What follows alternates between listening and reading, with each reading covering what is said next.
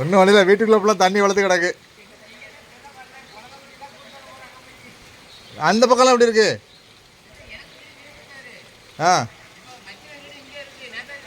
ஆ அங்கிட்டு